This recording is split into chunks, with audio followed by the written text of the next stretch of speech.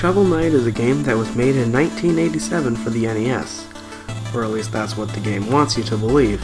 Shovel Knight was actually first released in 2014 and so far has come out for Amazon Fire TV, Windows, 3DS, Nintendo Switch, OS X, Linux, PlayStation 3, PlayStation 4, PlayStation Vita, Wii U, and Xbox One.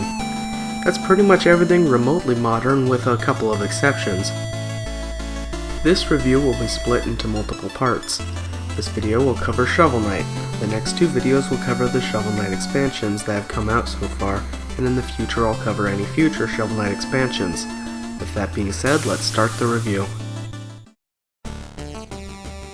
Shovel Knight has wonderful art.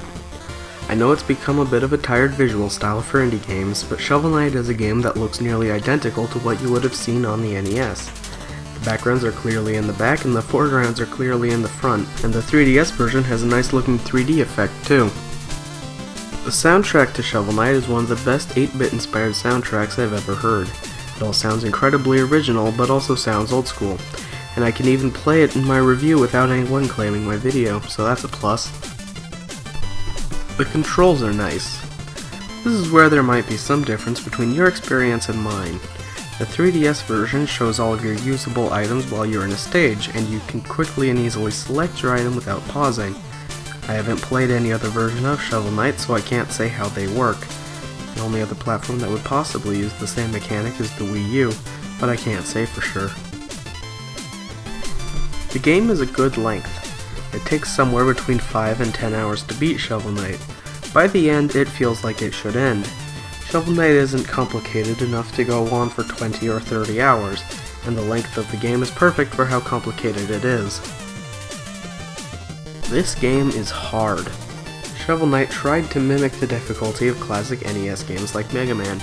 It failed in that mission because Mega Man is hard in unfair and unfun ways.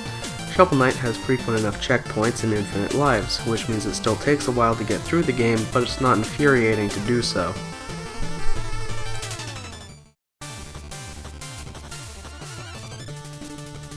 I'm not fond of town layouts. You can buy items and new armor. I say this because I went through my first playthrough of the game without ever upgrading my armor or health. It was brutal and I thought the game was stupidly hard.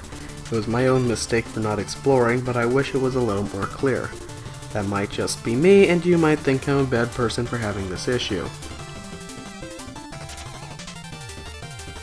Shovel Knight is an excellent game. I don't think it's the best game ever, but I enjoyed the game immensely. They took what people liked about NES games and made it more fair, more enjoyable, and more modern.